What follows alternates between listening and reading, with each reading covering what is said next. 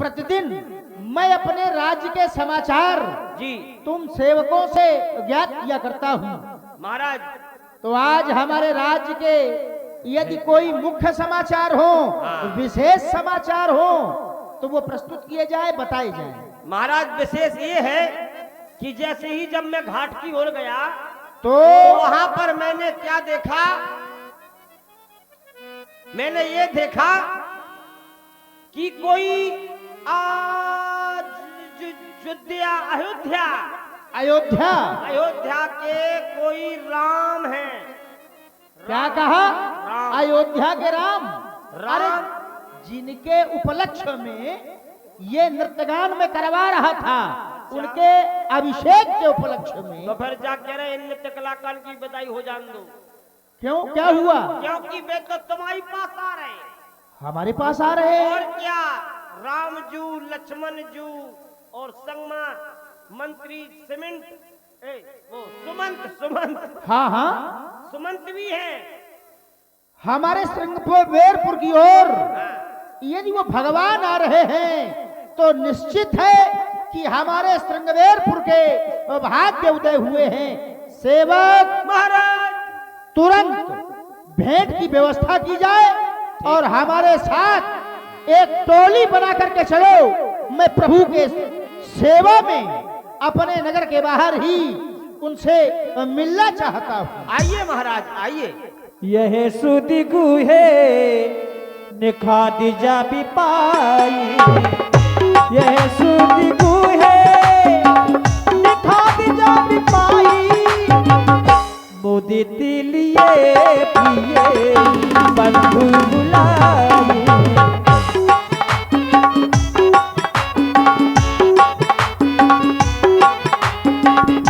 लिए फल फूल पेट भारी भारा, मिलनी चली हुई हरसिया पार, मिलनी चली हुई हरसिया पार। करी दंडवत भेंट धय आगे, प्रभु बिलोकति अति अनुराग।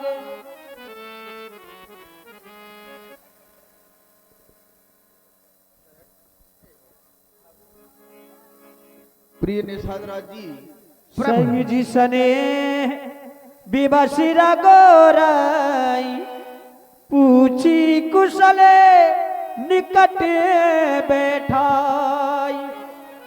प्रिय सखा निषाद राज जी, आप हमारे प्रिय सखा हैं और आप अपनी प्रसन्नता के बारे में हमें अवगत कराएं। आप अपने परिवार सहित प्रसन्नता पूर्वक हैं या नहीं?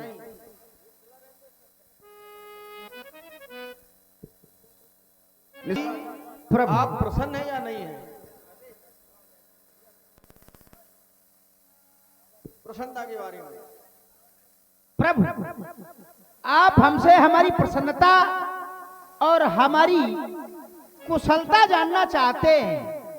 प्रभु, जिस व्यक्ति को आपके अमल कमल पादार बिंदों के दर्शन हो जाएं, क्या वह व्यक्ति भी प्रसन्न नहीं होगा? क्या उस व्यक्ति के जीवन में कुशलता नहीं होगी? अरे प्रभु, हमारा तो जीवन धन्य हो गया। नाथ कुशल पद पंकज देखे, भयउ भाग भाजन जन लेखे। आपके चरणार बिंदों के दर्शन करके हमारे जीवन में कुशलता ही कुशलता है। और आज एक विशेषता जुड़ गई हमारे जीवन में। हमारे जीवन में विशेषता ये जुड़ी है कि आज हमारी गणना, हमारी गिनती भाग्यवान पुरुषों में होने लगी, क्योंकि आपके दर्शन हमें मिले हैं। प्रभु, आप हमारे परिवार के, हमारे वैभव और हमारे राज्य की कुशलता के विषय में जानना चाह रहे हैं। प्रभु, क्यों कुशलता नहीं होगी? क्योंकि ये हमारा नहीं है, सब आप ही का तो दिया हुआ है। देव, धरण, धन, ये धाम तुम्हारा। मैं जनु नीच सहित परिवार, ये सब कुछ जो धन वैभव हमें मिला है आपकी कृपा से, आपका है। ये सेवक तो आपका एक तुच्छ है। प्रभु, आप हमारे नगर में आ गए, एक निवेदन करना चाहता हूं, और वह निवेदन क्या है? ये है कि आप जब हमारे नगर के समीप आ गए हैं तो अब कृपा करिए, पुरधारी पाऊं थापिय जन सब लोग सिंहाम कृपा करके आप हमारे नगर श्रृंगवेरपुर पे चलें, जिससे सभी लोग हमारे भाग्य की सराहना करें कि निखात के नगर में प्रभु श्री राम पधारे हैं। प्रभु, हमारा ये निवेदन है आपसे। प्रिय सखा, तो हमारे प्रिय सखा हो।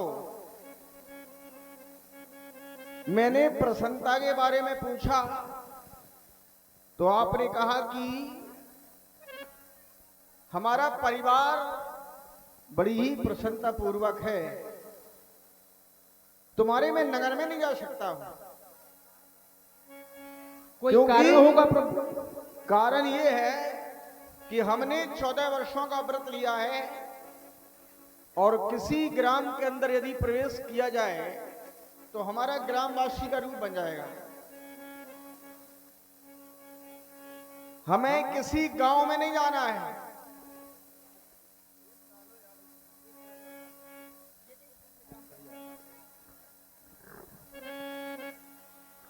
कहेऊ सत्य सब सखा सुजाना, मोह दीन पितु आयुषाना। पिताजी ने हमें ऐसा आदेश दिया है कि राम तुम्हें 14 वर्ष वन में ही रहना है। 14 वर्षों के लिए राम को किसी ग्राम के अंदर नहीं जाना है। ये बरस 4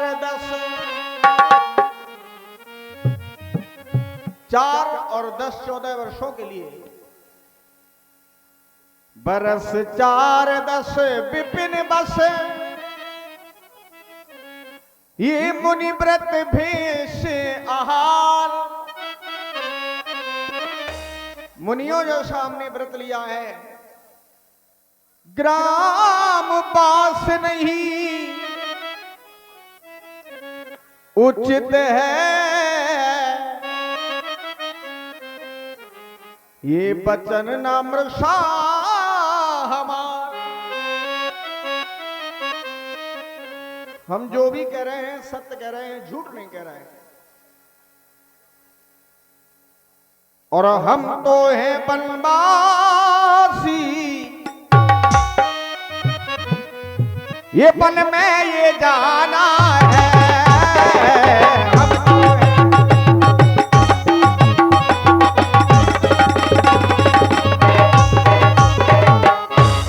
14 वर्षों के लिए हम तो हैं वनवासी, वन में ये जाना है।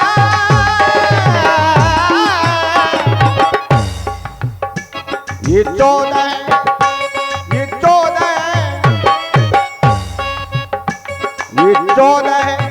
बरस हमको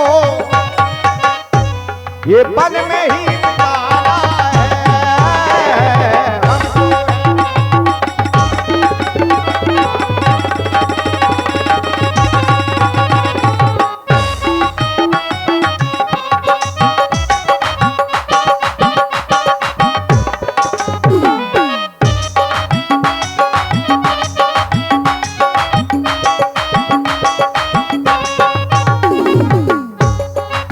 राम किसी ग्राम के अंदर गया, ग्रामवासी घर में बन जाएगा हमारा। राम को वन में ही जाड़ा, वन में ही गर्मी और वन में ही वर्षा ऋतु का हमें सामना करना है।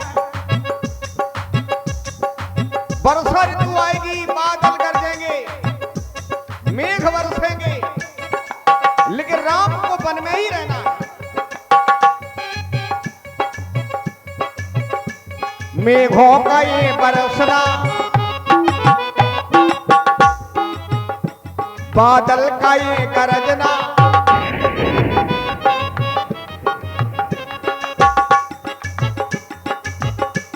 मेघों का ये बरसना, बादल का ये बरसना, तो मेरे मन को भाएगा, मेरे मन को भाएगा।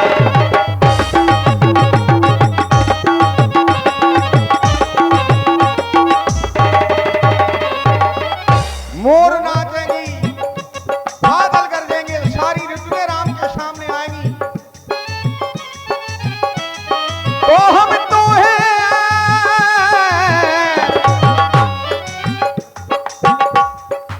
हम तो हैं ये मलबासी,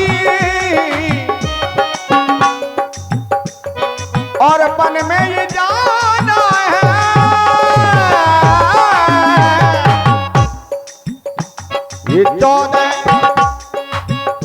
ये 14 बरस हमको, और मन में ये बिताना।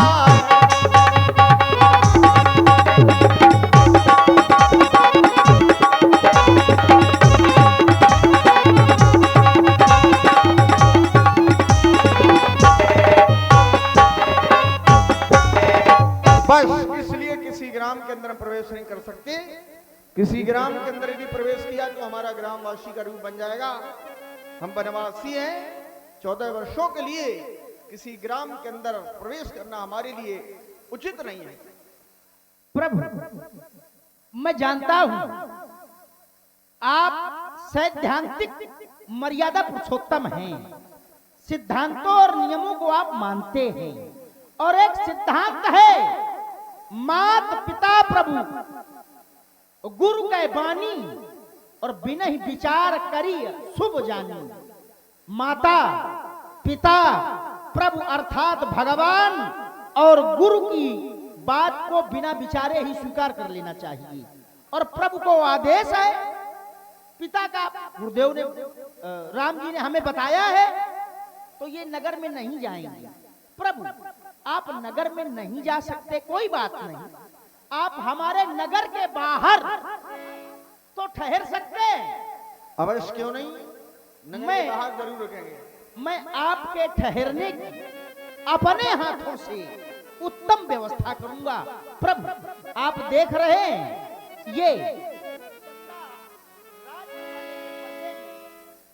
ये जो सिंसुपा का वृक्ष है, इस वृक्ष के नीचे मैं आपके ठहरने की उत्तम व्यवस्था करूंगा। प्रभु तब निषादिपति उरियन माना, तरुषि सुपा मनो हरि जाना। निषाद राज जी, जो तुमने हमें स्थान बताया है, ये बहुत ही प्रिय लग रहा है राम को। राम का ये मन कह रहा है कि हम यहीं पर रुक जाएं, यहां से आगे की ओर ना जाएं।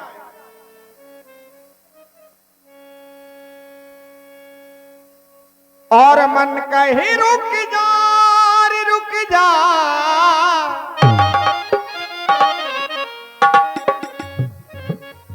और ये मन कहे रुक जा रे रुक जा, तू यहीं पे कहीं, और जो बात इस जगह है वो कहीं पे नहीं।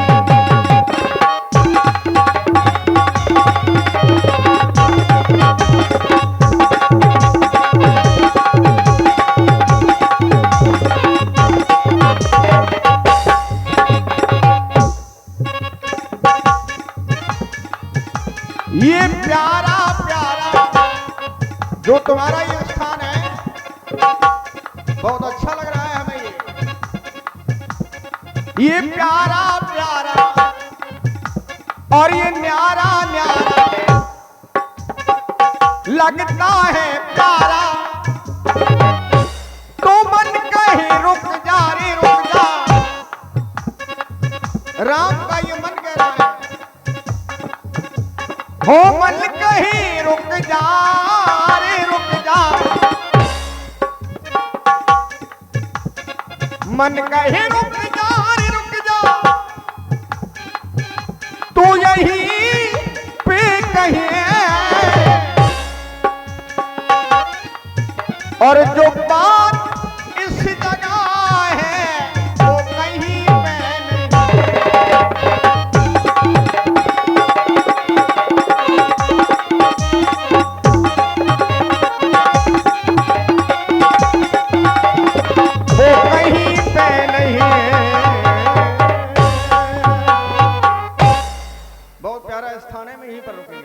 आए प्रभु विराजे। ले रघुनाथ ठाव दिखावा कहे और राम सभी भांति सुहाव सिए सो मंत्री भ्राता सहित कल्दी मूली फली खाए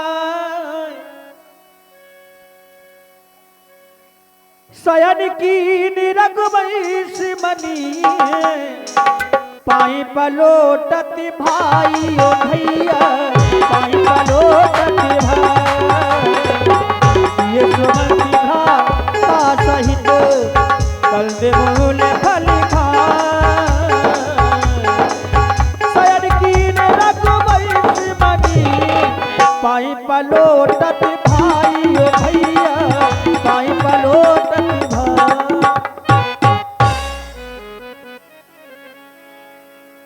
उठी लखई प्रभु सोबती जानी कही सच बने सो मन मृदुबानी हे पितृभाव प्रतिष्ठित महामंत्री जी, मैं देख रहा हूं आपने सारा दिवस परिश्रम किया है और परिश्रम के पश्चात विश्राम की आवश्यकता होती है और हम आपके पुत्र के समान हैं और पुत्र के होते हुए यदि पिता को विश्राम ना मिले तो ऐसे पुत्र का होना और ना होना बराबर है।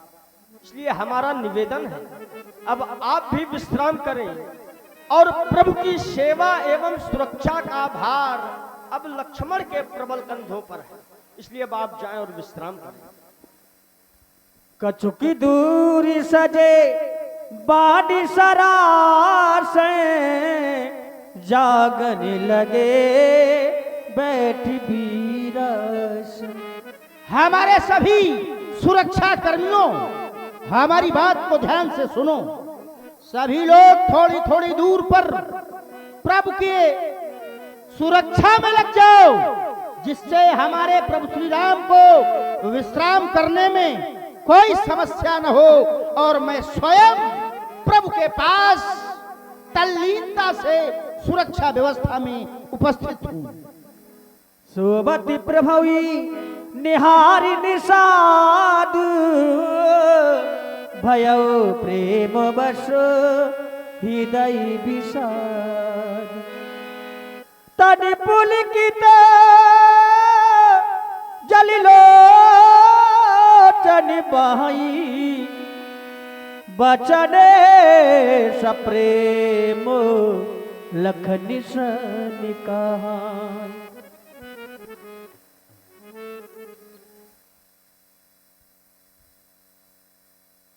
श्री लक्ष्मण जी देख रहे हैं आप आज प्रभु इस कठोर भूमि पर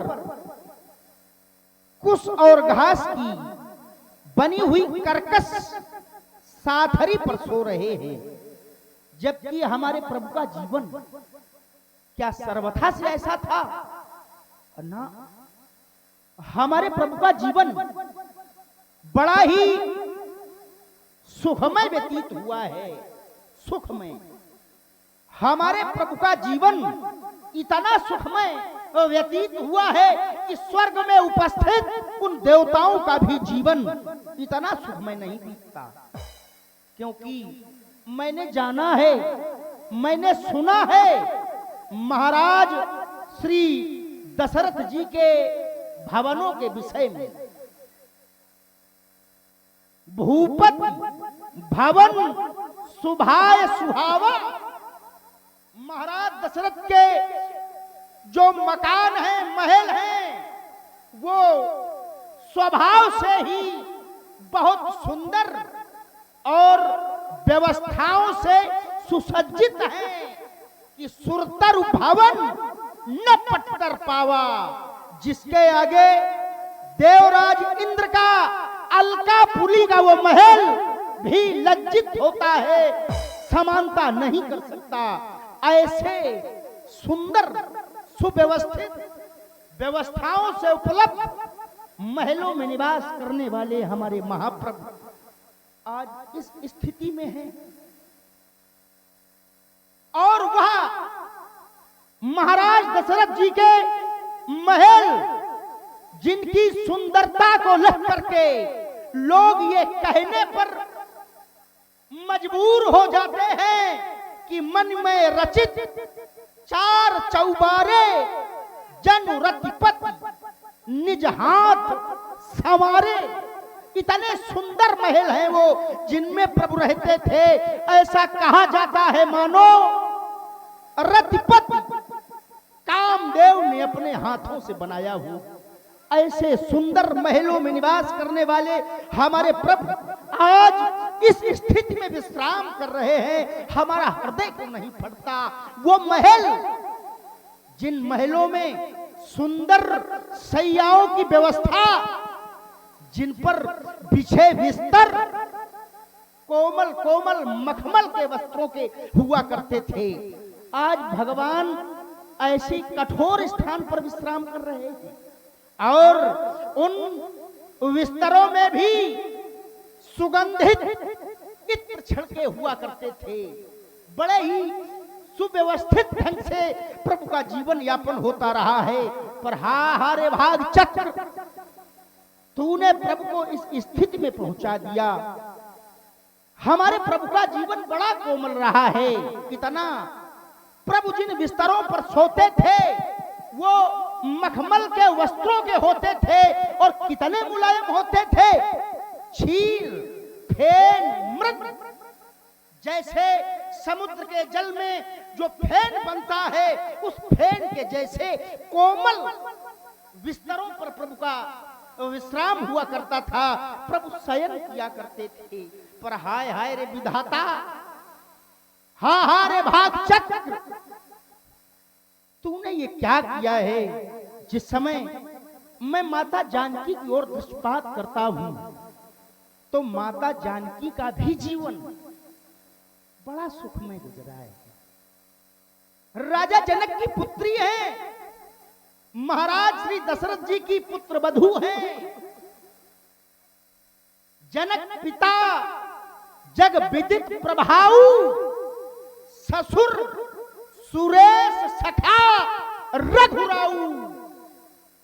जिनके पिता महाराज दशरथ जी हैं, जिनके ससुर महाराज दशरथ हैं, जो देवराज इंद्र के मित्र हैं, ऐसे वैभव संपन्न परिवार से हमारी माता जानकी जी हैं।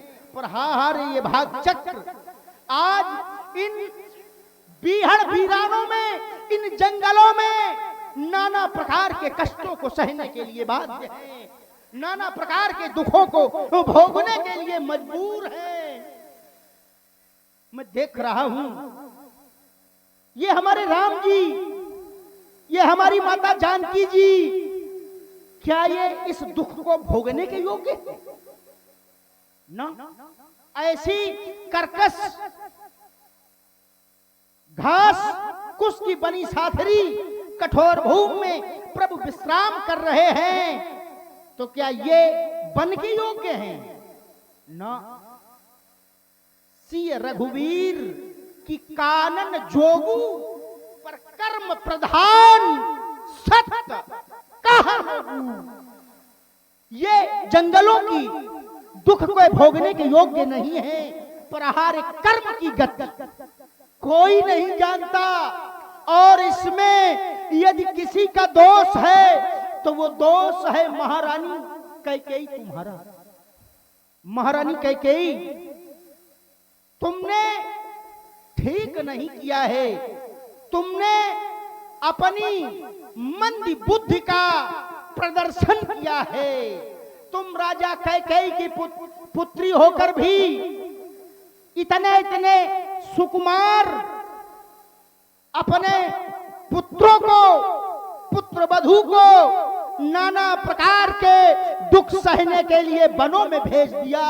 कैकेयी नंदन मंदमत कठिल कुटिल पनकीन, जहि रघुनंदन जान कहीं सुख अवसर दुख दी।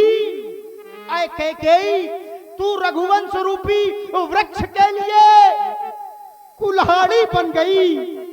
तूने रघुवंश जैसे वृक्ष को नष्ट करने की चेष्टा की है।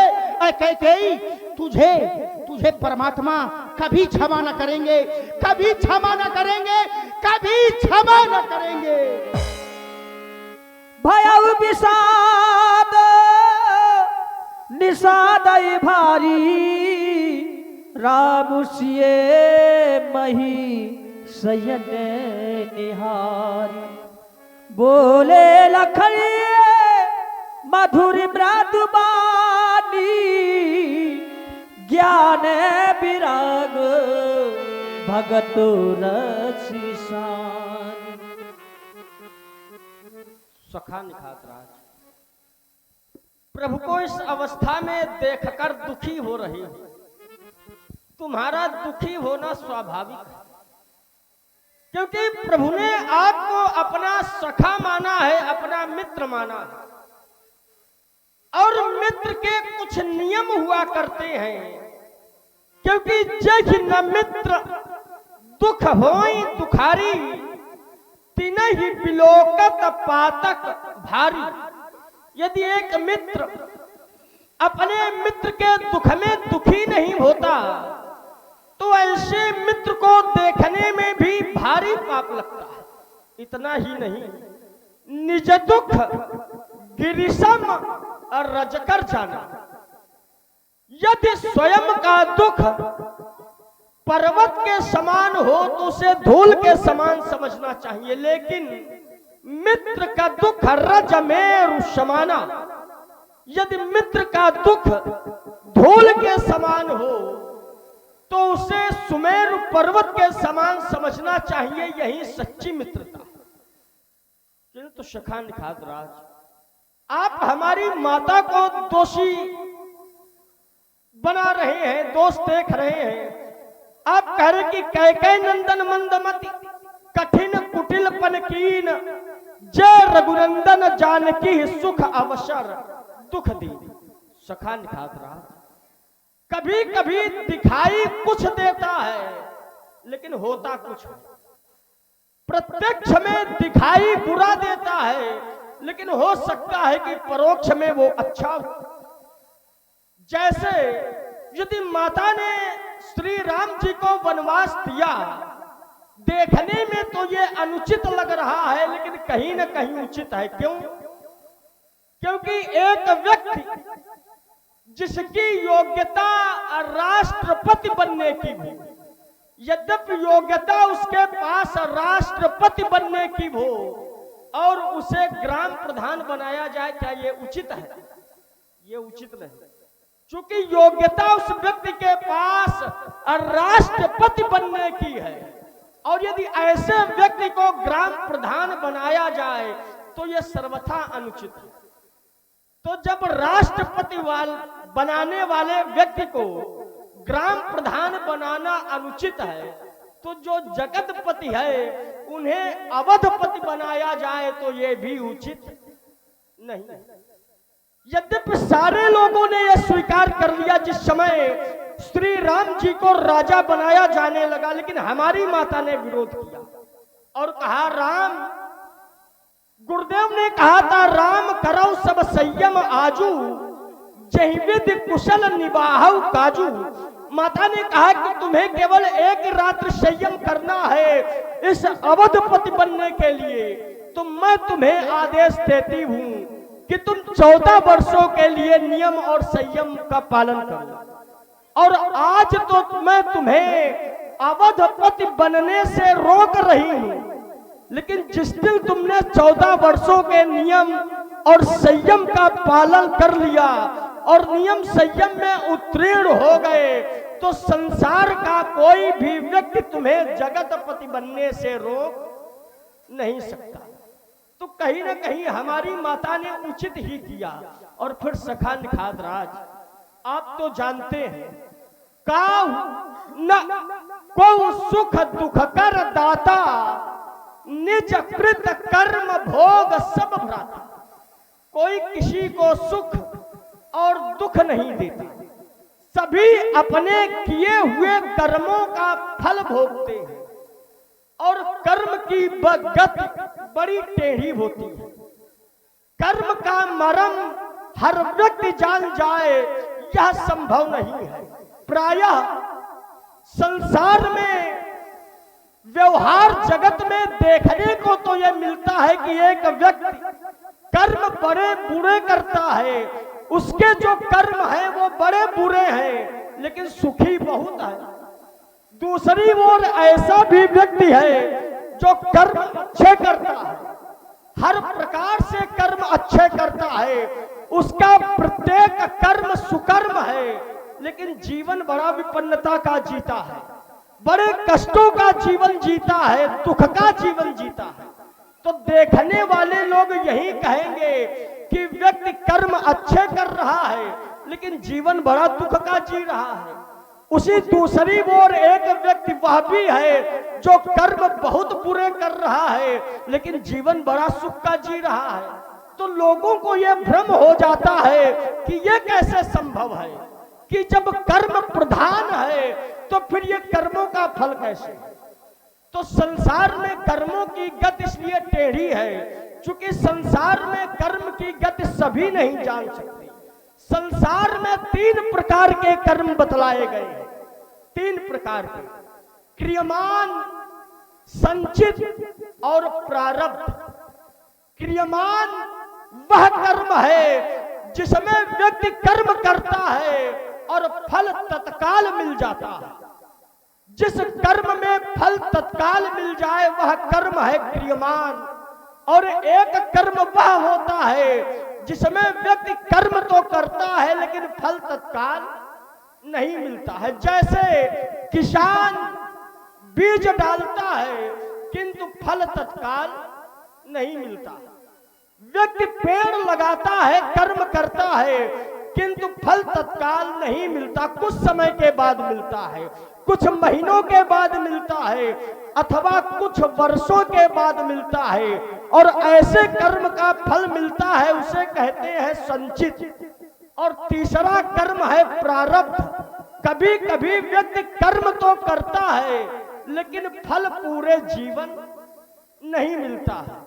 और जो पूरे जीवन कर्म का फल न मिले वह फल व्यक्ति को कभी कभी अगले जीवन में मिलता है, और अगले जीवन में भी न मिले तो दूसरे 10-20 यहां तक कि कर्म का फल तो 100 जन्मों के बाद भी मिलता है।